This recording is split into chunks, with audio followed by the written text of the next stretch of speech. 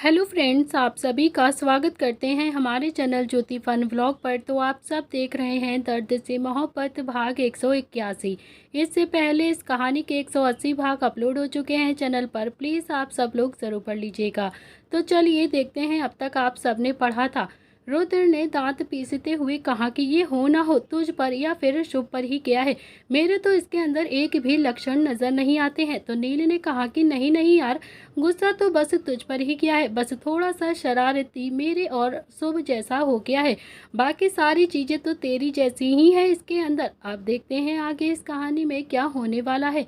बाहर सिया अभी भी अजय से मुस्कुरा मुस्कुरा कर बातें कर रही थी। उसके चेहरे की खुशी साफ बता रही थी कि अब वो अजय के साथ अपनी आने वाली जिंदगी खुशी खुशी बिताना चाहती है और अपनी जिंदगी को जीना चाहती है। थोड़ी देर के बाद उसने फ़ोन कट कर दिया और फिर पलट कर जाने लगती है। तभी उसकी नज़र झूले पर बैठे हुए संकल्प और निर्भय पर जाती है। वैसे तो संकल्प ने कई बार सिया को पहले भी देखा था, लेकिन सिया को कभी भी संकल्प की नज़र की तबिश महसूस नहीं हुई थी। लेकिन आज संकल्प का देखने का तरीका बिल्कुल अलग था, बहुत ही ज़्यादा। ऐसा लग रहा था कि उसके दिल में आग जल रही हो। अब सिया बहुत ही ज़्यादा अनकंफर्टेबल फील हो रही थी। उसने अपना दुपट्टा ठीक किया और फिर अंदर चली गई। उसके जाते ही निर्भय को तो एकदम से हंसी आ गई और फिर संकल्प जो कि मुंह फाड़ कर निर्भय को देखने लगता है। संकल्प ने गुस्से में कहा कि यार मैं इतना भी बुरा हूँ क्या जो मुझे देखकर उसने अपना दुपट्टा ठीक कर लिया क्या। निर्भय ने भी हंसते हुए कहा कि भाई तू ना इससे भी ज़्यादा बुरा है, इससे भी ज़्यादा। इतना कहकर तो वो और तेज से हंसने लगता है। तो संकल्प ने निर्भय को थोड़ा सा धक्का देते हुए कहा कि अब तो मुझे भी इसी से ही शादी करना है, तू देखता जा बस। इतना कहकर वो झूले से उठकर सीधा अंदर जाने लगता है। जैसे ही वो अंदर गया वैसे ही उसकी टक्कर एकदम से रोहान से हो जाती है। रोहान ने संकल्प को घूर कर देखा और कहा कि आंखें नहीं है क्या तेरे पास। तो संकल्प ने भी ना में गर्दन हिलाते हुए कहा कि नहीं भाई, आंखें तो साथ ही लेकर घूमता हूँ मैं, लेकिन ये दिल जो सीने से निकल कर अभी किसी और के पास चला गया है। तो रोहान ने भी एक आईब्रो चढ़ाकर संकल्प की तरफ देखते हुए कहा कि ओह, मतलब तुझे भी किसी से प्यार हो गया है। तो संकल्प ने भी थोड़ा सा नौटंकी करते हुए अपने सीने पर हाथ रखा और फिर अपनी पलकें झपका दी। और तभी निर्भय भी पीछे से आता है और बोलता है कि अरे रोहान भाई, इसकी बातों में बिल्कुल भी मत आओ आप। इसे तो हर दूसरे दिन हर दूसरी लड़की से प्यार हो जाता है और फिर कुछ दिन तक वो प्यार ऐसे ही परवाह पर चढ़ता है और फिर धीरे धीरे इसके प्यार की हवा निकल जाती है। इतना कहकर तो निर्भय अब और भी तेज हंसने लगता है और फिर संकल्प को अब निर्भय की हंसी एकदम से चुभ रही थी। उसने कोहिनी से निर्भय के पेट में एक वार किया और फिर उसके कॉलर को पकड़कर थोड़ा सा गुस्से से हिलाते हुए बोलता है कि तू इतना ज़्यादा क्यों हंसता रहता है, तुझे कुछ और काम नहीं है क्या सिवाय हंसने के। मैंने कहा ना कि मुझे सच में प्यार हो गया है अब, तो मतलब मुझे सच में प्यार हो गया है इस बार, और अब तू इतनी ज़्यादा नौटंकी मत कर, समझा तू। इतना कहकर संकल्प तो वहाँ से चिढ़कर उसे छोड़कर चला जाता है और फिर उसके जाते ही रोहान ने निर्भय की तरफ देखते हुए कहा कि कौन है वो लड़की जिससे इसको प्यार हो गया है। तो निर्भय ने भी रोहान को अब सिया के बारे में सारी चीज़ें बताना ठीक नहीं समझा, क्योंकि निर्भय को भी बहुत ज़्यादा डर था कि कहीं संकल्प कुछ उल्टा सीधा न कर दे। और फिर इसीलिए उसने भी ना में गर्दन हिलाते हुए कहा कि अरे कुछ भी नहीं है भाई, आई थी एक लड़की शादी में, शायद उसी को ही देखकर ऐसे फ्लर्ट हो गया होगा। और फिर आप ना बिल्कुल भी टेंशन मत लो, इसका तो हमेशा का यही ड्रामा रहता है, कुछ दिनों में अपने आप ही ठीक हो जाएगा, थोड़ा सा शोक मना लेने दो। इतना कहकर निर्भय वहाँ से चला गया और फिर रोहान जो कि कुछ देर तक तो अपने भाइयों को जाता हुआ देखता रहता है और फिर उसने अपना फ़ोन निकाल कर किसी को इंस्ट्रक्शन देते हुए थोड़ा सा गुस्से से कहा कि जितनी जल्दी हो सके मुझे अजय के बारे में सारी की सारी इन्फॉर्मेशन ला कर दो, बहुत ही जल्द। क्या करता है, कहाँ पर रहता है, क्यों करता है, किसके साथ रहता है, उसकी हर एक हरकत, सब कुछ A to Z, उसके बायोडेटा मुझे चाहिए, उसकी कुंडली चाहिए, समझे तुम। इतना कहकर रोहान ने भी फ़ोन को कट कर दिया। तो वहीं दूसरी तरफ संकल्प जो कि सिया के कमरे के बाहर जाकर खड़ा हो गया था और वो कुछ सोच रहा था, अपने दिमाग पर कुछ ज़्यादा ही जोर दे रहा था। कुछ सोचकर संकल्प ने भी सिया के कमरे का गेट हल्का सा खोला तो उसने देखा कि वहाँ पर सिया नहीं थी। संकल्प को भी समझते देर नहीं लगी कि शायद सिया भी वॉशरूम में होगी। वो जल्दी से अंदर गया और फिर उसने सिया का फ़ोन ढूंढा, उसमें कुछ सेटिंग की और फिर मोबाइल वहीं पर रखकर जल्दी से बाहर की तरफ भाग आता है।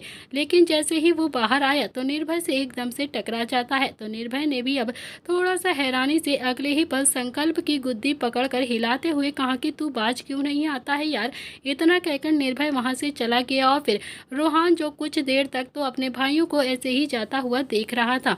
फिर उसने अपना फ़ोन निकाला और किसी को इंस्ट्रक्शन देते हुए फिर से कहा कि हाँ, तुम्हें कहा था ना कि सारी इन्फॉर्मेशन लाकर दो, जितनी हो सके उतनी जल्दी अजय के बारे में सारी इन्फॉर्मेशन लाकर मुझे दे दो। क्या करता है, कहाँ रहता है, क्यों करता है और फिर उसकी हर एक हरकत, सब कुछ A to Z, उसका बायोडेटा नहीं चाहिए मुझे उसकी पूरी की पूरी कुंडली चाहिए, समझे तुम। इतना कहकर रोहान ने भी फिर से फ़ोन कट कर दिया।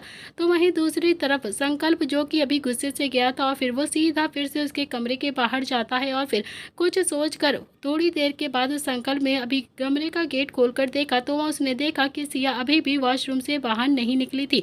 तो संकल्प को फिर से समझते देर नहीं लगे कि शायद सिया अभी तक वॉशरूम में ही होगी और फिर वो फिर से जल्दी से अंदर जाता है और फिर उसने सिया का फ़ोन ढूंढा और उसमें फिर से कुछ सेटिंग की और फिर मोबाइल वहीं पर रखकर जल्दी से बाहर आ जाता है। लेकिन जैसे ही वो बाहर आया फिर से वो निर्भय से एकदम से टकरा जाता है। तो निर्भय ने फिर अगले ही पल उसकी गुद्दी को पकड़कर उसे गुस्से से 2 हाथ मारे और कहा कि क्यों यार, तू बाज क्यों नहीं आ जाता है, समझता क्यों नहीं है भाई, बहुत ही ज़्यादा गड़बड़ हो जाएगी, हर किसी को संभाल नहीं पाएगा तू। ये टिया का केस नहीं है बिल्कुल भी, हम सब तेरी तरफ आकर खड़े हो जाएंगे, हम सब तेरी तरफ नहीं आएंगे। इस बार तूने अगर जरा सी भी गड़बड़ की ना तो फिर तू खुद ही अकेला खड़ा रहेगा, कोई तेरा साइड नहीं लेगा। संकल्प ने निर्भय के हाथ को अपने सिर से हटाया और फिर हल्का सा धक्का देते हुए कहा कि भाई, मैं किसी हिंदी फिल्म का हीरो नहीं हूँ कि खुशी खुशी अपने प्यार का हाथ किसी और के हाथ में दे दूंगा, समझा तू। और फिर एक बात बताओ मुझे, अगर अजय सिया से इतना ही ज्यादा प्यार करता था तो फिर वो उसे के मामा मामी से उसे बचाने के लिए क्यों नहीं गया था, क्यों उसे इतना ज्यादा टॉर्चर करने के लिए वहां पर छोड़ दिया था। मुझे ना अजय में जरूर कुछ गड़बड़ लग रही है, हो ना हो भाई, मैं सिया से शादी तो अब करके ही रहूंगा। मैं डिसाइड कर चुका हूँ कि सिया मेरे दिल को, ईगो को हर्ट कर चुकी है और फिर अब तो मैं सिया से ही शादी करूंगा, कुछ भी करके। निर्भय को भी गुस्सा आ गया था और फिर उसने संकल्प के कॉलर को पकड़कर हिलाते हुए कहा कि वाह, मेल ईगो आ गया है तेरे अंदर, तू घर में कलेश करवा कर ही रहेगा यार। तू करके आया है क्या उसके कमरे में, बता मुझे क्या करके आया है, क्या तूने सिया के साथ कुछ उल्टा सीधा तो नहीं कर दिया है, बता मुझे तूने उसके कमरे में जाकर क्या किया है। संकल्प के चेहरे पर तो बड़ी सी मुस्कुराहट आ गई थी, जबकि निर्भय बहुत ही ज्यादा सीरियस हो चुका था। लेकिन संकल्प जो बिल्कुल भी सीरियस नहीं था, उसके चेहरे पर तो अब बहुत ही ज्यादा कॉन्फिडेंट साफ दिखाई दे रहा था कि वो अब सिया से ही शादी करेगा, फिर कुछ भी करके उसकी शादी उसके साथ हो, चाहे उसके लिए उसे जमीन आसमान क्यों ना अब एक करना पड़े। तो संकल्प ने भी निर्भय के हाथ को अपनी कॉलर से छुड़वाते हुए तो प्यार से कहा कि यार काश मैं उसके साथ कुछ कर लेता, लेकिन क्या करूं, मैंने उसके साथ कुछ नहीं किया, मैं उस टाइप का बिल्कुल भी नहीं हूं ना जो उसके साथ उसकी बिना मर्जी के कर दूंगा, मैं बिना सिया की मर्जी के कुछ नहीं करूंगा, कोशिश तो करूंगा ना कि सिया से शादी हो जाए मेरी। इतना कहकर उसने निर्भय को आंख मारी और फिर वहां से हवा की तरह चला जाता है। निर्भय को अब काफी ज्यादा टेंशन हो गई थी और वो बिल्कुल भी नहीं चाहता था कि संकल्प की वजह से घर की शांति भंग हो जाए। लेकिन वो संकल्प को बचपन से अच्छे से जानता था कि अगर उसने कुछ करने का डिसाइड कर लिया है तो फिर अब वो किसी की भी नहीं मानेगा, वो करके ही मानता था। करीब 1 घंटे के बाद निर्भय ने दक्ष और धैर्य दोनों को ही प्रताप हाउस के पीछे बने गार्डन में आने के लिए कह दिया था कि ना तो अभी दक्ष वहां पर आया था और ना ही धैर्य आया था। निर्भय पिछले 1 घंटे से दोनों को ही मैसेज बार बार किए जा रहा था और उन दोनों का इंतजार कर रहा था, लेकिन दोनों ही ढंग से अभी तक रिप्लाई भी नहीं कर रहे थे। और तभी निर्भय ने भी थोड़ा सा गुस्से में दोनों को मैसेज किया और बोला कि तुम लोग आ रहे हो या फिर नहीं आ रहे हो, साफ साफ बताओ ना मुझे, ऐसे यहाँ पर क्यों खड़ा करके वेट करवा रहे हो। तो दक्ष और धैर्य दोनों का ही रिप्लाई आता है कि भाई हम नहीं आ रहे हैं। तो निर्भय ने भी गुस्से में फोन को जेब में रखा और फिर कमर पर अपने हाथ रखकर थोड़ा सा गुस्से से बड़बड़ाते हुए बोलता है कि यार शादी के बाद तो सब बदल जाते हैं, ये दोनों भी कितना ज्यादा बदल गए हैं। इतना कहकर उसने नजर उठाकर देखा तो सिया अभी निशी से बातें कर रही थी और फिर दोनों ही बालकनी में खड़ी होकर एक दूसरे से मुस्कुराकर बातें कर रही थी। निशी को देखकर निर्भय के चेहरे पर भी बड़ी सी मुस्कुराहट आ गई थी और फिर वो भी खुद में मन ही मन बड़बड़ाते हुए बोलता है कि यार बदलते कोई नहीं है, लेकिन सबका मन करता है अपनी लाइफ पार्टनर के साथ वक्त बिताने का, उनके साथ बात करने का, उनके साथ हंसी मजाक करने का, जैसे इस वक्त मेरा कर रहा है निशी के साथ करने का। पर क्या करूं, अभी मेरे और निशी के रिश्ते में शादी का ठप्पा पता नहीं लगा है ना, इसीलिए अभी मैं उसके कमरे में नहीं जा सकता हूँ। एक बार शादी हो जाए फिर तो मैं तो अपनी निशी को लेकर फुर हो जाऊंगा यहाँ से। अगले ही पल वो खुद में ही गुस्से में फिर से बड़बड़ाता है कि यार लेकिन इस संकल्प का क्या करूँ मैं, ये तो एकदम से कुएं में कूदने के लिए तैयार है और फिर लगता है कि मेरा हाथ पकड़ के ही ये कुएं में कूदेगा। देखते ही देखते आज का दिन इसी तरह से बीत गया था और फिर आज आखिरकार वो दिन आ ही गया था कि जब अंशिका और अरमान की शादी होने वाली थी। वो दोनों ही एक बंधन में बंधने वाले थे। अरमान तो बहुत ही ज़्यादा खुश था। सुबह सुबह बालकनी में खड़ा हुआ कॉफ़ी पी रहा था और फिर उसकी नज़र तो अभी अंशिका के घर की तरफ ही बार बार टिकी थी और तभी पीछे से भी अब शिखा आती है और फिर उसने अरमान को मुस्कुराते हुए चेहरे को देखकर कहा कि तो फाइनली तुझे वो मिल ही गया ना जिसके लिए तू इतना ज़्यादा पागल था, जिसके लिए हर रात तू सपने देखता था। तो अरमान ने भी शिखा की तरफ प्यार से देखते हुए कहा कि अभी कहाँ माँ, अभी तो पूरा दिन काटना है मुझे, जब जाकर तुम्हारी बहू इस घर में आएगी, अभी तो पूरा दिन बाकी है। शिखा ने भी मुस्कुरा कर कहा कि अरमान मैं बस यही चाहती हूँ कि तू और अंशिका हमेशा साथ में खुश रहें, हमेशा एक दूसरे के साथ में रहे, मुझे और कुछ भी नहीं चाहिए बेटा। देखो तुम जानते हो ना कि बहुत ही मुश्किल से ये शादी हो रही है, वरना रुद्र भैया कभी भी नहीं मानते तुम्हारी और अंशिका की शादी के लिए। अब जब वो मान गए हैं ना तो प्लीज़ उनकी लाडली बेटी को बहुत ही ज़्यादा प्यार से रखना तुम। अगर वो कुछ गलती भी कर दे ना गलती से तो नादान समझकर उसे माफ़ कर देना, लेकिन कहने सुनने वाली कोई भी हरकत मत करना बेटा प्लीज़। मैं नहीं चाहती हूँ कि रुद्र भैया घर आकर ये सब कुछ कहें कि शोभित तुम्हारे बेटे ने मेरी बेटी का अच्छे से ख्याल नहीं रखा है, उससे वो प्यार नहीं करता है। समझ रहे हो ना बेटा कि मैं क्या कहना चाहती हूँ तुमसे। तो अरमान ने भी कप को साइड में रखा और फिर अपनी माँ की बाजू पकड़कर उसे बालकनी की चेयर पर प्यार से बैठाया और फिर खुद भी उसके पैरों के पास आकर बैठकर प्यार से बोलता है कि माँ आपको लगता है क्या कि मैं अंशिका का ख्याल नहीं रखूँगा या फिर मेरे साथ वो खुश नहीं रहेगी? आपको लगता है कि मैंने इतने पापड़ ऐसे ही बेले हैं उसके लिए? अरे ससुर जी तो बाद में उराहाना लेकर आएंगे, लेकिन उसका भाई वो मुझे पहले ही मार देगा, जिंदा गाड़ देगा मुझे। तुम तो जानते ही हो ना रूहान को। शिखा के चेहरे पर तो बड़ी सी मुस्कुराहट आ गई थी। उसने भी हल्का सा अरमान के गाल पर थप्पड़ मारकर कहा कि तू भी ना कुछ भी बोलता रहता है, ऐसा कुछ नहीं होगा मेरा रूहान, ऐसा नहीं है, बस तू अपना 100% देना तो तेरा और अंशिका का रिश्ता हमेशा मिठास से भरा रहेगा, कोई खटपट नहीं होगी। और तभी अरमान ने भी शिखा की ओर देखा और फिर अपनी आंख मारकर कहा कि अच्छा जैसे आपका है और पापा का है, प्यार भरा और मिठास भरा हुआ। तो शिखा के चेहरे पर तो बड़ी सी फिर से मुस्कुराहट आ जाती है और फिर उसने एक बार फिर से अरमान के गाल पर थोड़ा सा थप्पड़ मारा और बोलती है कि तू बहुत ही ज़्यादा बोलने लगा है, अब तू ना अपनी शादी पर ध्यान दे, मेरे और अपने पापा की बिल्कुल भी नहीं सोच, समझा तू। इतना कहकर वो उठ गई और फिर उठकर जैसे ही वहाँ से जाने लगी उसका हाथ अरमान के सीधे हाथ पर लग जाता है जिस पर अभी रुमाल बंधा हुआ था और वो रुमाल खुल गया और फिर रुमाल खुलते ही अरमान के हाथ पर बंधा हुआ कलेवा भी खुल जाता है। तो शिखा भी थोड़ा सा घबरा गई थी, उसने जल्दी से उस कलेवे को गिरने से बचा लिया और फिर अरमान की हथेली पर बांधते हुए बोलती है कि अरमान ये कलावा तुम पंडित जी से कहकर टाइट नहीं करवा सकते थे क्या? तुम्हें पता भी है कि कितना ज़्यादा अशुभ होता है इसका खुलना। कल ही कलावा बांधा है और फिर आज ये खुल गया है, ये रुमाल इसे भी ढंग से नहीं बांधा है, इसे ढंग से बांधो तुम। और अभी कह देती हूँ तुम्हारा हाथ में कंगन बंधेगा तो फिर उसे टाइट ही बंधवाना, वो खुलना नहीं चाहिए, समझा तू। एक और बात, 2 दिन से तेरी बातें मान रहे हैं हम, अब तू मेरी बात को मानेगा, आज पूरा दिन अंशिका से नहीं मिलेगा, समझा तू। एक दिन की बात है बेटा, अंशिका तो अब हमेशा के लिए इस घर में ही आ जाएगी। अरमान के कलावा खुलने की वजह से शिखा को बहुत ही ज़्यादा डर लग रहा था।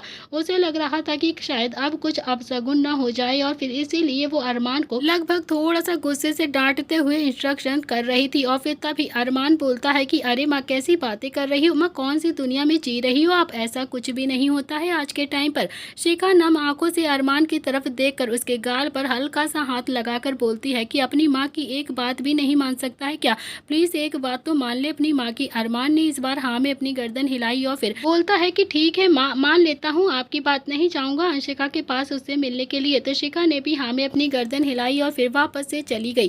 थोड़ी देर के बाद वो मिर्च और नमक लेकर वापस से आती है और अरमान ने अभी अपनी माँ के हाथों में जब मिर्च और नमक देखा तो वो थोड़ा सा हैरान होकर बोलता है कि माँ मुझे किसी की भी नज़र नहीं लगी है यार। तो शिखा बोलती है कि मेरे सामने ज़्यादा जुबान मत चलाया कर तू, समझा तू। एक बेटा तो मैंने पहले ही दे दिया है, अगर तुझे कुछ भी हो गया ना तो फिर मैं तो जिंदा ही मर जाऊंगी, समझा तू। इतना कहकर वो अरमान की नज़र उतारने लगती है और फिर अरमान ने ने भी मुस्कुराते हुए कहा कि माँ, आज मेरी नज़र उतार रही हो आप, कल मेरी और अंशिका दोनों की ही नज़र उतारोगी। तो शिखा ने भी अब नज़र उतार कर कहा कि चाहती तो मैं यही हूँ कि ज़िंदगी भर तेरी और अंशिका की नज़र ऐसे ही उतारूँ, पर मेरा दिल अभी बहुत ही ज़्यादा घबरा रहा है बेटा।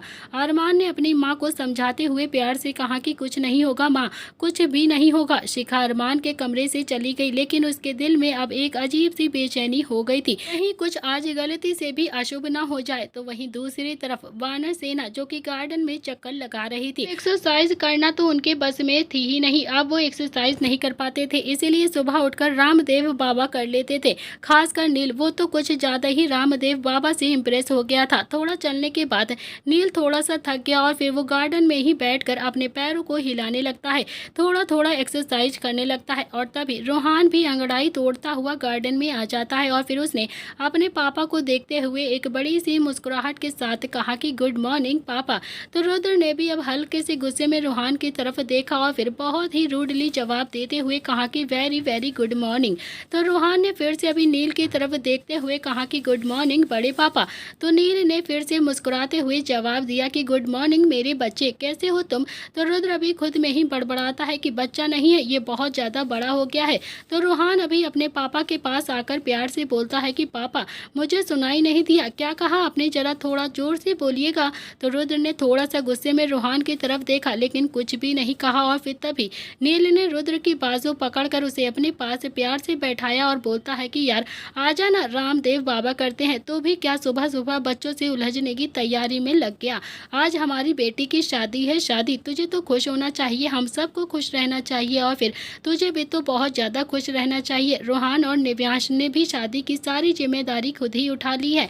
रोहान भी मानने वाला नहीं था, वो भी नील की दूसरी तरफ बैठता है और फिर बोलता है कि बड़े पापा कुछ बताओ ना कि पापा कैसे थे पहले। तो रुद्र ने थोड़ा सा गुस्से में रोहान की तरफ घूर कर देखा तो नील को तो एकदम से हंसी आ गई। तो नील ने भी रोहान के कंधे पर हाथ लगाया और फिर उसे थपथपाते हुए बोलता है कि तू जितना भी नहीं छेड़ना चाहिए जितना कि तू छेड़ रहा है भाई। भाई मैं ना मधुमक्खी का छत्ता है छत्ता, एक डंक मार दिया ना तो फिर मुंह ही खुल जाएगा। तू समझ रहा है ना कि मैं क्या कहना चाहता हूँ। तो रोहान को तो एकदम से हंसी आ गई और फिर वो उठा और रुद्र के पीछे जाकर बैठ गया और फिर रुद्र के कंधों को हल्का हल्का सा दबाता हुआ बोलता है कि पापा मैं हूँ ना, आप इतनी ज़्यादा टेंशन क्यों लेते हो, धीरे धीरे मैं आपके कंधों से सारा बोझ उतार दूंगा। रुद्र अभी कुछ नहीं बोलता है, अपना गुस्सा कंट्रोल करने की कोशिश कर रहा था। रोहान ने भी फिर से मुस्कुराते हुए कहा कि पापा मैंने कहा ना कि सब कुछ ठीक हो जाएगा, आपको ज़्यादा टेंशन लेने की ज़रूरत नहीं है, आप प्लीज़ ऐसे टेंशन मत लो, आप देखना हम शिया के लिए बहुत ही अच्छा लड़का ढूंढेंगे। और ये सुनते ही नील ने कसकर अपनी आंखें बंद कर ली थी और फिर रुद्र ने पलटकर गुस्से में रोहान की तरफ खा जाने वाली नज़रों से घूर कर देखा। तो रोहान ने भी अपनी आंख मारकर कहा कि सही तो कह रहा हूँ मैं पापा, क्योंकि आज से तो मैं सिया की शादी बिल्कुल होने ही नहीं दूंगा, वो भी कभी भी नहीं, मुझे ये बंदा बिल्कुल भी ठीक नहीं लगता है। तो रुद्र भी गुस्से में दांत पीसते हुए बोलता है कि तो ठीक है, जाकर प्रूफ लेकर आओ तुम। तो रोहान खड़ा हो गया और फिर एक मुस्कुराहट के साथ बोलता है कि हाँ पापा लेकर आऊँगा आपके साथ प्रूफ, और फिर एक बार अपनी बहन की विदाई कर दूँ पहले, उसके बाद सारे के सारे प्रूफ आपके सामने लेकर आऊँगा।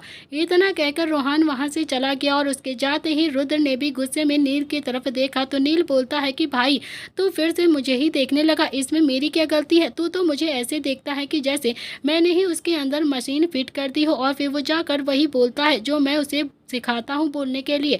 यार कुछ तो बुद्धि का इस्तेमाल कर लिया कर तू, मुझे बस ऐसे देखना लगता है, मुझे देखना बंद कर दे, तू कितना भी ज़्यादा देख ले मुझे तुमसे प्यार नहीं होगा, समझे तुम, प्यार तो मैं अपनी चोरनी से ही करता हूँ, उसी से ही करूँगा। रुद्र खुद में ही गुस्से से बड़बड़ाता है कि भगवान कहाँ से मिली है मुझे ऐसी पागलों वाली फैमिली।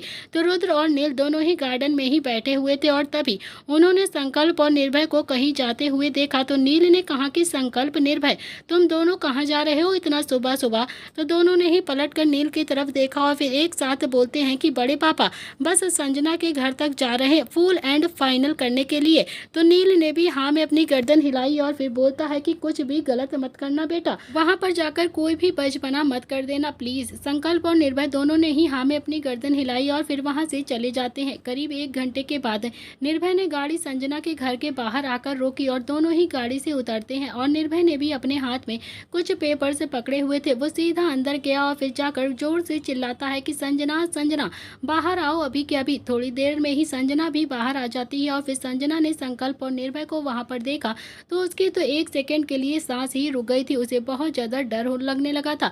उसके एक ही सेकंड में वो सब कुछ याद आ गया था जो 2 दिनों पहले मिलकर उन दोनों ने किया था वहां पर जाकर। फिर वो निर्भय को देखकर धीरे से बोलती है कि सुबह सुबह यहाँ पर कुछ काम था क्या आप दोनों को। तो निर्भय ने भी अब पेपर संजना के हाथ में रखते हुए थोड़ा सा गुस्से से कहा कि ये घर सिया का है ना और फिर ये रहे पेपर्स, तो अपने माँ बाप को लेकर जितनी जल्दी हो सके निकलो यहाँ से, और फिर अगर नहीं निकली तो कल आकर मैं यहाँ पर धक्के मारकर तुम सबको निकाल दूंगा, समझी। तुम जल्दी से जल्दी इस घर को खाली कर दो। इतना कहकर उसने मधु और रमेश दोनों को ही गुस्से से घूरा जो कि अभी संजना के पीछे ही खड़े हुए थे। मधु भी थोड़ा सा आगे आती है और फिर बोलती है कि बेटा ऐसे कैसे बातें कर रहे हो तुम, हम लोगों से ऐसे बात नहीं कर सकते हो। ये घर सिया का नहीं है, ये तो धनराज अंकल का है और फिर उन्होंने इस घर को संजना के पापा के नाम पर कर दिया है। और इतना कहकर मधु ने भी संकल्प की तरफ देखते हुए कहा कि बेटा तुम समझाओ ना अपने भाई को, ये ऐसे कैसे हम दोनों से बोल सकता है, तुम प्लीज इसे समझाओ, ऐसा कुछ भी नहीं है। संकल्प कुछ बोलता उससे पहले ही निर्भय ने कहा कि ये क्या समझाएगा, ये तो खुद ही किसी बात को लेकर इतना ज्यादा कंफ्यूज है।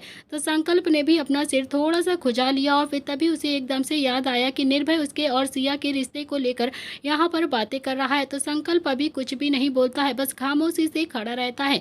निर्भय ने फिर से मधु जी की तरफ देखते हुए कहा कि आप झूठ बोल रही हो, समझी आप, ये तो घर धनराज अंकल का है और फिर उन्होंने इसे सिया के नाम पर कर दिया था और उसके पेपर्स में संजना के हाथों में रख चुका हूँ, समझे आप सब लोग चाहें तो देख सकते हैं। तो जितनी जल्दी हो सके इस घर को खाली कर देना, वरना आप तीनों के लिए अच्छा नहीं होगा, समझ गए ना। और तभी रमेश जी भी थोड़ा सा गुस्से से बोलते हैं कि नहीं नहीं, ये घर तो मेरे नाम पर है, मेरे पास भी पेपर है इस घर के।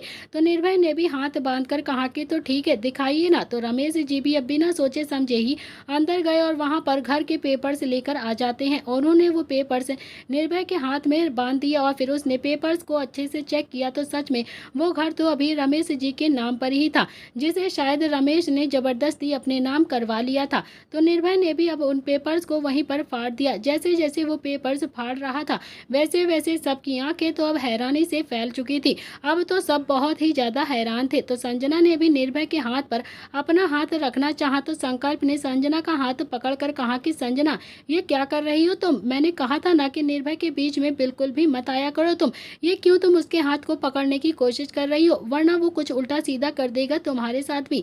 तो प्लीज संजना तुम ना दूर ही रहो मेरे भाई से, ये एक नंबर का सनकी है, ये तुम नहीं जानती हो आग है आग, ये आग से बिल्कुल भी नहीं खेलना चाहिए, दूर ही रहो तुम इससे। इतना कहकर उसने संजना को हल्का सा झटक दिया और फिर संजना जो कि अपना बैलेंस नहीं बना पाई और धड़ाम से जाकर सोफे पर गिर जाती है। जैसे ही वो सोफे पर गिरी तो उसने भी संकल्प को हैरानी से देखा और फिर इस बार संकल्प ने थोड़ा सा हल्के से गुस्से में कहा कि ऐसे क्या देख रही हो मुझे घूर घूर कर, तुम नजरें नीचे करो, तुम्हें लगता है कि मैं तुम्हारी खूबसूरती से इम्प्रेस हो गया हूँ, तुम्हें लगता है कि तुम अपने माया जाल में मुझे फंसा लोगी और मैं तुम्हारे आगे पीछे घूमूंगा, ऐसा लगता है ना तुम्हें लगता है कि मेरे अंदर बिल्कुल भी अकल नहीं है। खैर छोड़ो इन सब बातों को, तो कोई फायदा नहीं, अब तो तुम्हें समझ में आ गया होगा ना कि मैंने जो भी तुम्हारे साथ किया है वो सब कुछ एक मजाक था और वो जो निर्भय कह रहा है ना वो बिल्कुल सही कह रहा है। जितनी जल्दी हो सके इस घर को खाली कर देना तुम और तुम्हारे माँ बाप। रमेश जी थोड़ा सा गुस्से में बोलते हैं कि तुम जबरदस्ती नहीं कर सकते हो हमारे साथ। अगले ही पल निर्भय ने भी अपनी बेल्ट निकाल कर अपने हाथ पर लपेट ली थी और फिर थोड़ा सा गुस्से में बोलता है कि क्या क्या कहा आपने, जरा मैंने सुना नहीं। रमेश जी ने भी अपना सलाइवा गटकते हुए कहा कि यही कि तुम हमारे साथ जबरदस्ती नहीं कर सकते हो, ये हमारा घर है। तो निर्भय ने भी बेल्ट को संजना के पैरों के पास मारा। हालांकि संजना को बेल्ट बिल्कुल भी नहीं लगी थी लेकिन फिर भी वो जोर से चिल्ला जाती है, उसे बहुत ज्यादा डर लगने लगा था। निर्भय ने संजना को देखते हुए गुस्से से कहा कि क्या बात है, पूरी फैमिली बिल्कुल ड्रामा करती है, एक बेल्ट भी नहीं लगी है और फिर चिल्ला तो ऐसे रही हो जैसे बहुत ज्यादा मारी गई हो। फिर उसने रमेश जी को देखते हुए कहा कि हाँ तो फिर क्या कहा आपने कि हम आप सब के साथ जबरदस्ती नहीं कर सकते हैं, मतलब तुम सिया के साथ जबरदस्ती कर सकते हो, उसे टॉर्चर कर सकते हो, लेकिन हम तुम्हारे साथ जबरदस्ती नहीं कर सकते हैं। हम भी कर सकते हैं, जैसे तुमने सिया पर हाथ उठाया था, तुमने एक बार भी हाथ उठाते समय नहीं सोचा था कि वो लड़की है, बिना माँ बाप की बच्ची है वो, वैसे ही मैं भी अब बिल्कुल नहीं सोचूंगा कि संजना तुम्हारी बेटी है और तुम तो उसके माँ बाप जिंदा भी हो। इतना कहकर उसने जोर से बेल्ट संजना के पैर पर मार दी और फिर संजना जो कि जोर से चिल्लाती है, मधु जल्दी जल्दी से अपनी बेटी के पास आती है और फिर निर्भय को देखकर गुस्से से हाथ जोड़कर बोलती है कि प्लीज़ प्लीज़ इसे मत मारो, छोड़ दो मेरी बेटी को, ये बहुत ही ज़्यादा मासूम है, ये बहुत ही नाजों से पली है। और तभी संकल्प बीच में बोलता है कि अच्छा, और सिया वो नाजों से नहीं पली थी क्या? क्या वो किसी की बच्ची नहीं थी क्या? इतना कहकर संकल्प ने भी निर्भय के हाथ से वो बेल्ट ले ली और फिर उसे अपने हाथ पर लपेटते हुए बोलता है कि अब जितना दर्द तुमने सिया को दिया है ना, उतना ही दर्द हम तुम्हें देंगे, तुम्हें भी उतना ही तड़पाएंगे जितना कि तुमने सिया को तड़पाया है। उसके बाद तुम कोर्ट में जाओ, पुलिस में जाओ, कहीं भी जाना हो जाओ, हमें कोई भी फर्क नहीं पड़ता है, हम किसी से भी नहीं डरते हैं। इतना कहकर संकल्प ने भी संजना की कमर पर जोर से एक बेल्ट मार दी और फिर संजना की फिर से एकदम से चीख निकल जाती है। एक ही बेल्ट में संजना को समझ में आ रहा था कि कितना ज़्यादा दर्द होता है जब कोई हमें पीटता है। संकल्प भी आगे आया और फिर बोलता है कि दर्द हुआ क्या तुम्हें, बोलो, सिया को भी इतना ही ज़्यादा दर्द होता होगा ना, लेकिन तुमने कभी भी सिया को बचाया नहीं, जबकि तुम चाहती तो उसे बचा सकती थी, बल्कि तुमने तो अपने पापा से उसे और भी ज़्यादा पिटवाया था। अब मैं तुम तीनों को बहुत ज़्यादा मारूंगा। तभी रमेश जी आगे आते हैं और फिर अपने हाथ जोड़कर हकलाती हुई आवाज़ में बोलते हैं कि बेटा, लड़कियों पर हाथ नहीं उठाते हैं, छोड़ दो मेरी बेटी को। निर्भय बोलता है कि अच्छा, तुम उठा सकते हो हाथ, हम नहीं उठा सकते हैं लड़कियों पर हाथ। चलो अच्छा ठीक है, मान लेते हैं, नहीं उठाते हैं हाथ। वो क्या है ना कि हम भी लड़कियों पर हाथ उठाना बिल्कुल भी नहीं चाहते हैं, हमें भी नहीं अच्छा लगता है, लेकिन लड़कियां तो लड़कियों पर हाथ उठा सकती हैं ना। तो रमेश जी तो अब काफ़ी ज़्यादा हैरानी से निर्भय को देख रहा था और समझने की कोशिश कर रहा था कि आखिर वो क्या कहना चाहता है। तभी निर्भय ने चिल्लाते हुए गुस्से से कहा कि बड़ी माँ जल्दी से अंदर आ जाओ। तो नव्या और अवनी दोनों ही अब अंदर आ जाती हैं और फिर अवनी ने भी अपनी साड़ी का पल्लू अपनी कमर पर लपेटा और फिर संकल्प के हाथ से वो बेल्ट लेते हुए गुस्से से कहा कि अच्छा, हाँ तो किसने मारा है मेरी सिया को, बता मुझे किसने मारा है मेरी सिया को। संकल्प ने भी बड़ी ही मासूमियत से मधु की तरफ इशारा कर दिया और फिर बस फिर क्या था, अवनी तो अपनी जगह पर बिल्कुल ठोस थी। अवनी को तो वैसे भी हाथ साफ करने का मौका चाहिए था, वो तो बस मासूम थी, लेकिन इतनी भी नहीं थी कि किसी के किए की सजा उसे ना दे सके। उसने भी खींचकर एक बेल्ट मधु के जोर से मारी और फिर मधु की भी एकदम से चीख निकल जाती है। अवनी ने मधु को बहुत ही ज्यादा मारा था, मारा तो एक बार ही था, लेकिन मधु इतनी ज्यादा पिटाई को जिंदगी भर याद रखती, इतनी तेज उसने उसे मारा था। फाइनली अवनी ने मधु को तब तक मारा था जब तक मधु अधमरी हालत में नहीं पहुंच गई थी, वो तब तक उसे मारती रहती है। फिर अवनी ने बेल्ट नव्या की तरफ बढ़ाते हुए कहा कि लेना नव्या, तू यहाँ पर खड़ी क्यों है भैया, अब तो थोड़ा सा संजना को भी तुझे सजा दे देना चाहिए, ताकि आज के बाद ही किसी भी लड़की को ऐसे बेल्ट से मारने की ये सोचे भी ना। एक लड़की होकर दूसरी लड़की को ये इसने कैसे मारा, इसे भी याद दिला दे। नव्या ने भी बेल्ट अपने हाथों में ली और बोलती है कि अवनी, मेरे भी हाथ खुजा रहे हैं बहुत ज़्यादा। वो क्या है ना, बहुत दिनों से ना तो मैंने निर्भय को थप्पड़ मारा है और ना ही मैंने नेहा से कुछ भी झगड़ा किया है। और फिर तभी निर्भय धीरे से बोलता है कि माँ, कल ही तो लड़ाई की थी आपने पापा के साथ, भूल गई क्या। तो नव्या भी अब गुस्से से निर्भय को घूरने लगती है और फिर उसे गाल पर हल्का सा थप्पड़ मारकर बोलती है कि बकवास कम किया कर, तू बहुत ज़्यादा बकवास करने लगा है। वो लड़ाई थोड़ी ना थी, वो तो प्यार था, प्यार। वो तो तेरे पापा और मैं पिछले 20 सालों से ऐसे ही करते आ रहे हैं। तो निर्भय तो अभी काफ़ी ज़्यादा हैरानी से अपनी माँ को देखे जा रहा था और फिर एक अच्छी खासी आर्ग्यूमेंट के बाद उसकी माँ भी कह रही थी कि वो लड़ाई नहीं, उसका प्यार था। इतनी ज़्यादा आर्ग्यूमेंट उसे प्यार लग रहा था। तो नव्या ने भी अपने हाथों में वो बेल्ट लपेटी और फिर संजना को मारना शुरू कर दिया। संजना सच में बहुत ही ज़्यादा बेबस नज़रों से पड़ी हुई थी और बहुत ही ज़्यादा बर्दाश्त कर रही थी, मार उससे बर्दाश्त नहीं हो पा रही थी। जब निर्भय को लगा कि वो अब बेहोश हो जाएगी तो फिर उसने नव्या को पकड़ लिया और बोलता है कि बस बस मार, रहने दो, अब बेहोश हो जाएगी ये, इसे अब छोड़ दो। तो नव्या एकदम से रुक गई और फिर उसने गुस्से में संजना की तरफ घूर कर देखा और कहा कि तुम क्या ख्वाब देख रही थी कि हमारे घर की बहू बनोगी, तुम हमारे घर पर राज करोगी। शक्ल देखी है तुमने, हमारे घर की बहू बनने के लायक हो भी, दिल से सुंदर होना भी ज़रूरी होता है हमारे घर की बहू बनने के लिए। जब मुझे पता चला था कि तुम लोगों ने मिलकर सिया को बहुत ज़्यादा मारा है, उसे टॉर्चर किया है, मैं तो उसी रात को मारने के लिए यहाँ पर आ रही थी, लेकिन क्या करती, रुद्र भैया ने मुझे रोक लिया था। लेकिन आज मुझे मौका मिल ही गया तो मैंने भी सोचा कि मैं अपना हाथ आज साफ कर देती हूँ। आज बिना हाथ साफ किए नहीं जाऊंगी। आज अगर आज के बाद गलती से भी सिया की तरफ आंख उठाकर भी देख लिया ना तो आंखें नोच लूंगी तुम्हारी। रमेश जी तो डर के मारे कांप रहे थे, क्योंकि वो अच्छे से जानता था कि अब तो उसका ही नंबर आने वाला है। तभी संकल्प ने भी बेल्ट लेकर अपने हाथों में घुमाई और बोलता है कि इसे तो हम मार लेंगे माँ, क्योंकि इसने सिया को बहुत ज्यादा मारा है, आप लोगों की मार इसके लिए कम ही होगी। इतना कहकर संकल्प ने रमेश पर बेल्ट बजाना शुरू कर दिया था और फिर रमेश भी इधर उधर भाग रहा था। लेकिन संकल्प से बचना इतना भी आसान नहीं था, क्योंकि संकल्प तो अब लोगों को कोने से ढूंढ लेता था। संकल्प भी अब रमेश को बहुत ही ज्यादा मारता है। तीनों ही दर्द से कराहते हुए सोफे पर बैठे हुए थे। खूब पीटने के बाद उन्हें समझ में आ रहा था कि शायद उन्होंने जो किया है सिया के साथ वो बहुत ही ज्यादा गलत था। फाइनली संकल्प ने उन सबको देखकर गुस्से से कहा कि देखो, सजा तो तुम्हारी अब पूरी हो गई है, अब बचा है ये घर। जितनी जल्दी हो सके इस घर को खाली कर दो, वरना हम अपने घर की शादी के बाद फिर से यहाँ पर आ जाएंगे और फिर खेलेंगे बेल्ट बेल्ट तुम लोगों के साथ। कितना ज्यादा मजा आएगा, है ना? तो तीनों ने ही हाथ जोड़ लिए थे और फिर हाँ में अपनी गर्दन हिला दी थी। तो निर्भय तो अब सबको देखकर बोलता है कि चलो भाई चलो, अब ज्यादा देर तक यहाँ पर नहीं रुक सकते हैं हम, क्योंकि आज तो हमारे घर में भी शादी है, 4 मेहमान आए होंगे, बहुत सारा काम भी है जो वहाँ पर करना है। तो अवनी ने भी अपनी कमर से पल्लू हटाया और फिर साड़ी ठीक करके बोलती है कि हाँ हाँ नव्या, चलो अब घर चलते हैं। किट्टू और दिशा भी तो हमारा इंतजार कर रही होंगी, उनसे तो कुछ भी नहीं होगा हमारे सिवा, सब कुछ तो मुझे ही संभालना पड़ेगा। मुझे तो पता है ना कि किट्टू बात बात पर मुझसे ही पूछती रहती है कि भाभी ये कैसे करना है, भाभी इसे कैसे करें, उसे कैसे बंद करें, इसे कैसे चलते हैं। तो चलो अब घर चलते हैं। नव्या बोलती है कि हाँ हाँ दीदी, चलो अब यहाँ से चलते हैं, टाइम वेस्ट कर दिया है हमने यहाँ पर बहुत ज्यादा। इतना तो इन्हें मारा भी नहीं था हमने जितना कि ये चिल्ला रहे थे यहाँ पर। तो दोनों ही नंद भौजाई अब बात करते हुए वहां से बाहर की तरफ चली जाती हैं और फिर निर्भय संकल्प भी उनके पीछे पीछे घर के बाहर चले जाते हैं। इधर प्रताप हाउस भी दुल्हन की तरह सजा हुआ था। आज सच में बहुत ही ज्यादा जगमगा रहा था। अंशिका अपने कमरे में तैयार हो चुकी थी। गार्डन में भी ढोल नगाड़े बज रहे थे और फिर उससे भी कहीं ज्यादा ढोल नगाड़े तो अब सचादेवा हाउस के गार्डन में बज रहे थे। आज तो सचादेवा हाउस और प्रताप फैमिली दोनों ही बहुत ज्यादा खुश थे। पूरी सोसाइटी को पता चल गया था कि प्रताप हाउस में आज अंशिका की शादी हो रही है और अंशिका रेड कलर के लहंगे में आज बहुत ही ज्यादा खूबसूरत लग रही थी। वो खुद को मिरर में बार बार देख रही थी और खुद को अरमान के साथ इमेजिन कर रही थी और तभी उसकी आंख एकदम से झलक जाती है, क्योंकि उसने मिरर में रुद्र को खड़े हुए देख लिया था, जो कि अभी उसे ही देख रहा था। रुद्र को मिरर में देखकर अंशिका की आंखें भी नम हो गई थी।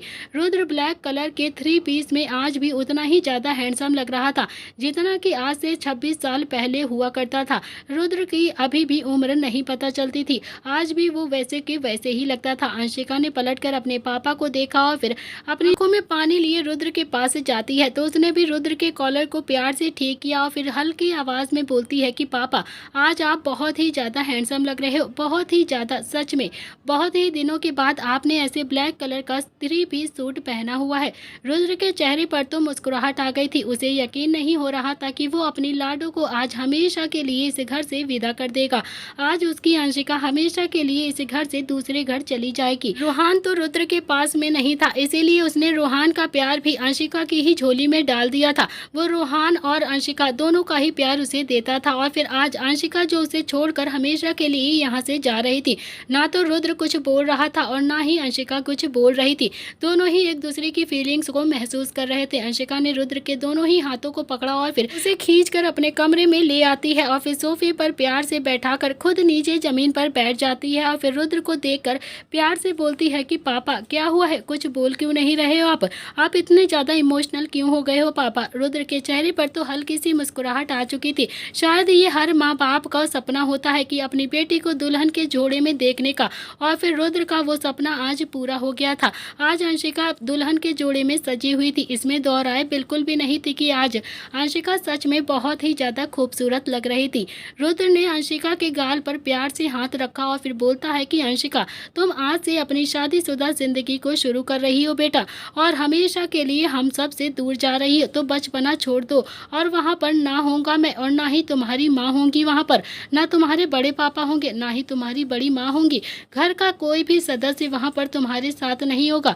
तुम्हें अपनी जिंदगी में आगे का सफर खुद ही अरमान के साथ अकेले ही तय करना है। वो घर भी शिका का और शोभित का है। अगर वो लोग कुछ भी कह देना तो प्लीज मुंह फुलाकर यहाँ पर मत आ जाना। उसी घर में आज से तुम्हें रहना है, वही तुम्हारे माँ बाप हैं। ये सुनते ही अंशिका को एकदम से हंसी आ गई थी और फिर गेट पर खड़े हुए अवनी, किट्टू और नील को देख रही थी। और रुद्र ने भी जब अपनी नजर घुमाकर देखा तो तीनों ही गेट पर खड़े होकर हंस रहे थे।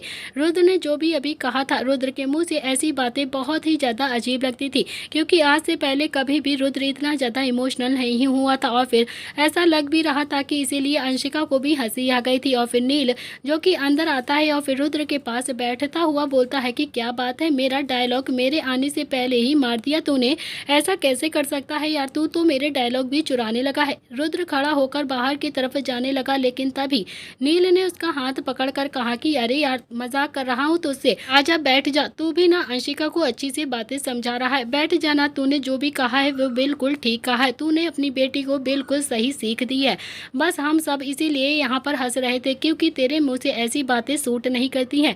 आज से पहले तूने कभी भी किसी को इतने प्यार से नहीं समझाया है। तो किट्टू ने भी फिर से अंशिका की तरफ अपना हाथ प्यार से बढ़ाया और फिर अंशिका जो कि अपनी माँ का हाथ पकड़कर वहाँ से उठ जाती है और फिर अंशिका के चेहरे पर अभी भी बहुत बड़ी सी मुस्कुराहट थी और वो बोलती है कि तुम्हारे पापा ऐसी बातें करते नहीं है बिल्कुल भी, आज कर रहे हैं तो प्लीज इस बात को गांठ बांध लो तुम कि अब वो भी तुम्हारा ही परिवार है, इस परिवार से तुम्हारा उस परिवार में ज्यादा वैल्यू होगी आज से।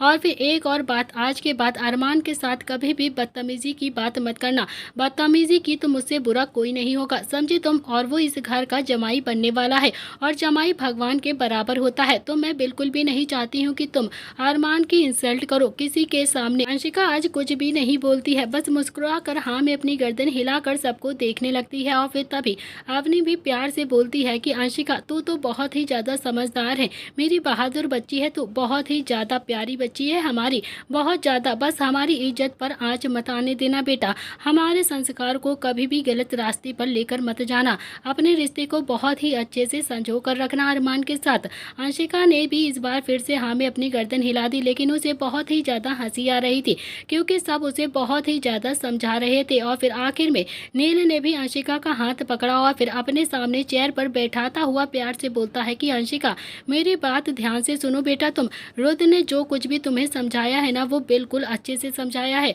अब थोड़ा सा लेक्चर अपने बड़े पापा से भी सुन लो तुम आकर, रिश्ता होता है ना तो ये बहुत ही ज़्यादा नाजुक होता है, जरा सी बात पर टूट जाता है, हो सकता है कि अरमान कभी ऑफिस से घर आए तो उसे लेट हो जाए और फिर गुस्से में भी आ सकता है वो और तुमसे ठीक से बात भी ना कर सकता है, तो पलट कर उसे कभी भी कोई जवाब मत देना, उसे कभी भी उल्टी सीधी बातें मत बोलना, अरमान को समझने की कोशिश करना, तुम अपने रिश्ते को संभाल कर रखना, प्यार से रखना, हंस कर रखना, वैसे भी रिश्ते संभालने की ज़्यादा जिम्मेदारी तो औरतों पर ही होती है ना, आदमी इसे कम ही समझते हैं, समझ गई हो ना बेटा। तो अंशिका ने फिर से हाँ में अपनी गर्दन हिला दी और फिर नील ने भी आगे आकर कहा कि एक और बात अंशिका, रिश्ते में प्यार हो या फिर ना हो, विश्वास होना बहुत ही ज़्यादा ज़रूरी होता है, अगर तुम्हें अपने रिश्ते पर विश्वास है तो पूरे तरीके से उस रिश्ते को पकड़ कर रखना, कभी भी अपने रिश्ते पर शक मत करना, तुम अरमान का हर सिचुएशन में साथ देना, ये नहीं कि अरमान पर थोड़ी सी मुसीबत आ जाए और फिर तुमने अपना पल्ला झाड़ लिया, उसे बीच राह में ही छोड़ दिया, ऐसा मत करना, समझ रही हो ना बेटा कि मैं तुमसे क्या कहने की कोशिश कर रहा हूँ। तो अंशिका ने भी हाँ में अपनी गर्दन हिलाते हुए कहा कि हाँ हाँ प्रोफेसर, मैं अच्छे से समझ गई हूँ, आप बेफिक्र रहिए, मैं अरमान को परेशान बिल्कुल भी नहीं करूँगी, बिल्कुल भी नहीं कहूँगी उसे कुछ भी उल्टा सीधा, आपके भगवान जैसे जमाई को सिर आंखों पर बैठा कर रखूँगी, उसकी हर एक बात को मानूंगी, उसके कहे अनुसार ही चलूंगी, उसके साथ कोई भी बदतमीजी नहीं करूँगी। अंशिका ने ये कहते कहते किट्टू की तरफ देखा और फिर किट्टू की आंखों में भी पानी आ चुका था। अंशिका प्यार से बोलती है कि हे भगवान, माँ बस करो ना यार, अभी तो मेरी विदाई में बहुत ही ज़्यादा टाइम है, अभी तो मेरी विदाई भी नहीं हुई और फिर आप जो आपकी आंखें तो अभी से ही नम हो गई हैं।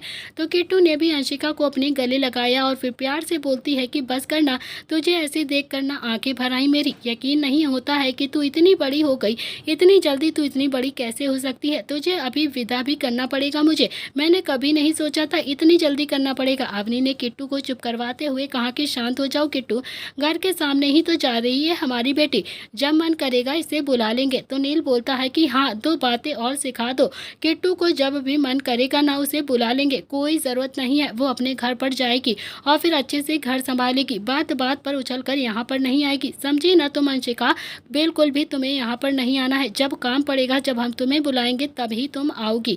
अंशिका ने फिर से हाँ में अपनी गर्दन हिला दी और फिर तभी रोहान भी वहाँ पर आता है। रोहान ने अंशिका को देखा तो उसके चेहरे पर तो बड़ी सी मुस्कुराहट आ गई थी, उसने सबसे पहले अपनी बहन की बधाइयाँ दी और फिर बोलता है कि यकीन नहीं होता है कि यार अरमान की शादी तुमसे हो रही है, वैसे पापा बिल्कुल सही कह रहे हैं, हमें अरमान से अच्छा लड़का मिल ही नहीं सकता था, अरमान सच में हमारे लिए बिल्कुल परफेक्ट है और खासकर तेरे लिए, समझी तू। और तभी अवनी ने भी रोहान के कंधे पर हाथ मारकर कहा कि ऐसा नहीं कहते हैं पागल, चलो अब बाहर चलते हैं, बारात आने ही वाली होगी। तो रोहान बोलता है कि अरे बड़ी माँ, अभी बारात नहीं आई है, अभी तो सब तैयार हो रहे हैं वहाँ पर, तब तक अंशिका को भी यहीं पर रेस्ट करने देते हैं ना, बेचारी थक गई होगी। तभी वहाँ पर जय और जिया, वीरू, वृंदा, दक्ष और दिया सभी वहाँ पर आ जाते हैं। उन सब ने अभी अंशिका को प्यार से देखा तो उनके चेहरे पर भी बड़ी सी मुस्कुराहट आ गई थी और फिर धीरे धीरे सब एक एक करके अंशिका से मिलने के लिए अंदर की तरफ आने लगते हैं। और फिर वहीं दूसरी तरफ सचादेवा हाउस में भी अब पूरी धूम धड़का हो रहा था। सब बहुत ही ज़्यादा खुशी से नाच रहे थे, हर तरफ चहल पहल हो चुकी थी। आखिर उस परिवार में भी पहली बार शादी हो रही थी, धूम धड़का होना तो लाजमी ही था। अजीत जी भी अब व्हील चेयर पर बैठे हुए बहुत ही ज़्यादा खुश नजर आ रहे थे। आखिरकार उनके इकलौते पोते की शादी जो हो रही थी। आखिरकार अरमान भी तैयार होकर अब बाहर की तरफ आ जाता है। इसमें दो राय बिल्कुल भी नहीं थी कि आज अरमान भी एकदम से किसी राजकुमार जैसा लग रहा था, वो भी आज बहुत ही ज़्यादा स्मार्ट लग रहा था। बस थोड़ी सी कमी थी तो बस इसी की कि उसकी राजकुमारी वहाँ पर नहीं थी, जो कुछ ही घंटे में बस उसके पास होने वाली थी। अरमान की भी अब घुड़ चढ़ी हो गई थी। बंदरों की टुकड़ी अपने गार्डन से निकलकर सचादेवा हाउस के गार्डन में पहुंच गई थी और जी भरकर डांस करने लगी थी। सिवाय नियति के सब डांस कर रहे थे, क्योंकि नियति तो अभी प्रेग्नेंट थी, इस वजह से वो डांस नहीं कर पा रही थी। थोड़ी देर के बाद रूही रोहान भी वहां पर आ जाते हैं और फिर दोनों ही मिलकर डांस करने लगते हैं। सब आज बहुत ही ज्यादा खुश थे। नील सबको प्यार से देख रहा था और फिर उसके पास रुद्र भी आ जाता है। तो नील बोलता है कि रुद्र, हमारी खुशियों को नजर तो नहीं लग जाएगी ना किसी की। तो रुद्र ने भी ना में अपनी गर्दन हिलाते हुए कहा कि लगनी तो नहीं चाहिए वैसे, पर इस राइडर का ना कोई भी भरोसा नहीं है, कुछ भी कर सकती है। तो नील के चेहरे पर तो फिर से बड़ी सी मुस्कुराहट आ गई थी और फिर दोनों ही भाई अरमान की घोड़ चढ़ी होते हुए देख रहे थे। अरमान भी घोड़ी पर बैठा हुआ बहुत ही ज्यादा खुशी से सबको नाचता हुआ देख रहा था। थोड़ी देर के बाद ही घोड़ी उसे सोसाइटी का एक छोटा सा चक्कर लगाने लगती है, क्योंकि डायरेक्ट तो वो प्रताप हाउस में नहीं जा सकते थे, उन्हें पहले मंदिर में जाना पड़ता था। और फिर सोसाइटी के मंदिर में जाकर अरमान ने भी अपनी माँ के साथ पूजा की और फिर पूरा प्रताप हाउस के गेट पर आ गया था। तो प्रताप फैमिली ने भी प्यार से सचादेवा फैमिली का बढ़ चढ़कर स्वागत किया था। आज सच में सभी बहुत ही ज्यादा खुश लग रहे थे। अरमान भी चौखट पर दूल्हे के रूप में खड़ा हुआ था। अवनी के हाथ में आरती की थाली थी। अरमान को देखकर अवनी की आंखों में हल्का सा पानी आ जाता है, क्योंकि ये पानी खुशी का था। अवनी और किट्टू तो हमेशा से ही अरमान को अपने घर का जमाई बनाना चाहती थी। फिर वो अरमान की नज़र प्यार से उतारते हुए बोलती है कि आज तो तुम सच में बिल्कुल राजकुमार लग रहे हो। तो अरमान के चेहरे पर भी बड़ी सी मुस्कुराहट आ गई थी और वो भी बहुत ही ज़्यादा खुश लग रहा था। देखते ही देखते अवनी अरमान की आरती उतार कर उसे अंदर लेकर आ जाती है। अंदर जाकर अरमान, जो कि स्टेज पर प्यार से बैठाया जाता है, और फिर सारे भाई मिलकर एक एक करके अरमान को टीका लगाने लगे थे और फिर कुछ रस्मों को निभाने लगे थे। तो वहीं संकल्प, जो कि अरमान को देखकर खुद को इमेजिन कर रहा था कि कब वो सिया के साथ ऐसे ही स्टेज पर बैठेगा और कब उसकी और सिया की शादी होगी। उसे लग रहा था कि कुछ ही दिनों में वो भी ऐसे ही बैठा होगा स्टेज पर और फिर उसकी भी शादी रस्मों के साथ ऐसे ही हो रही होगी और फिर उसकी शादी सिया से ही हो जाएगी और फिर सिया के साथ उसके 4 छोटे छोटे बच्चे भी हो जाएंगे। संकल्प तो बस अपने आप में ही बहुत ज़्यादा खुश हो रहा था, अपने आप में ही ख्यालों की दुनिया में डूब चुका था। तभी रोहान वहाँ पर आता है और फिर उसने संकल्प के कमर पर हल्का सा हाथ मारकर कहा कि यहाँ पर क्यों खड़ा है तू, जाकर अरमान को टीका कर दे, क्या ऐसे ही खड़ा होकर अपने ख्याली पुलाव पकाता रहेगा। तो संकल्प ने भी हाँ में अपनी गर्दन हिलाई और फिर अरमान के पास चला गया। देखते ही देखते एक और रस्म खत्म हो गई थी और फिर थोड़ी देर के बाद अरमान और अंशिका दोनों ही मंडप में बैठे हुए थे। दोनों ही बहुत ज़्यादा खूबसूरत लग रहे थे, दोनों ही एकदम परफेक्ट कपल जोड़ी लग रहे थे। किट्टू की आंखें एक बार फिर से नम हो गई थी। रुद्र ने किट्टू के आंसुओं को पोंछते हुए प्यार से कहा कि पागल हो गई हो क्या, खुश हो जाओ तुम्हारी बेटी झेलने के लिए अब अरमान जैसा लड़का मिल गया है उसे। अब हमें उसे इतने ज़्यादा नखरे नहीं देखने पड़ेंगे, वरना मुझे तो कभी कभी डर लगता था कि तुम्हारी इस बंदर की सरदारनी को पता नहीं कौन मिलेगा भी या फिर नहीं, कौन करेगा जो इससे शादी। तो किट्टू की आंखों से फिर से आंसू बह गया था और फिर उसने अपना सिर रुद्र के सीने पर छुपा लिया था। आंखें तो अब रुद्र की भी हल्की हल्की सी नम हो चुकी थी, लेकिन उसने बहुत ही सफाई से अपने इमोशंस को छुपा लिया था। वो नहीं चाहता था कि उसकी आंखों में कोई भी आंसू देख पाए। वैसे भी वो अपने इमोशंस को छुपाने में बहुत ही ज्यादा एक्सपर्ट भी था। ऐसा नहीं था कि नम आंखें सिर्फ रुद्र और किट्टू की ही हो रही थी। अवनी, नील, नव्या, निहाल, दिशा, शुभ यहाँ तक कि बंदरों की टुकड़ी की आंखें भी अब हल्की हल्की सी नम हो चुकी थी। सबको थोड़ा थोड़ा सा बुरा लग रहा था कि अंशिका आज से हमेशा के लिए सचदेवा हाउस जा रही है। उनकी इकलौती बहन हमेशा के लिए आज विदा जो करने वाले थे वो। तभी रुद्र के पास एक बिजनेस टाइकून आता है। उसने रुद्र के सामने हाथ बढ़ाकर कहा कि अच्छा मिस्टर प्रताप, अब चलता हूँ मैं, थोड़ा सा लेट हो रहा है मुझे। तो रुद्र बोलता है कि थोड़ा और रुक जाते हैं ना आप, तो हमें अच्छा लगता। वो बोलता है कि बहुत दूर जाना है मुझे, प्लीज मिस्टर प्रताप आप इजाजत दीजिए। तो रुद्र ने भी हाँ में अपनी गर्दन हिलाई और फिर रोहान को देखकर कहा कि रोहान, इन्हें एयरपोर्ट तक छोड़ दो बेटा। तो रोहान ने भी हल्का सा मुंह बनाया और फिर नील के कान में कहा कि बड़े पापा, मेरी बहन की शादी है और फिर मैं इन्हें एयरपोर्ट छोड़ने के लिए जाऊं, मुझे ना बिल्कुल भी अच्छा नहीं लगता है ऐसे। तो नील बोलता है कि संकल्प को लेकर जाओ ना, चला जाएगा, आधे घंटे में ही वापस आ जाएगा।